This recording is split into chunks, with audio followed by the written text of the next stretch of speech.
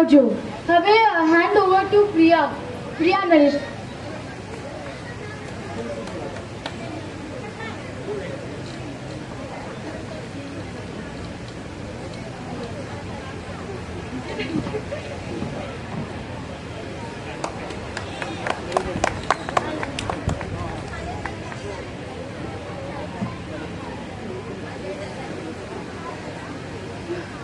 જય ભીમ ભાઈઓ.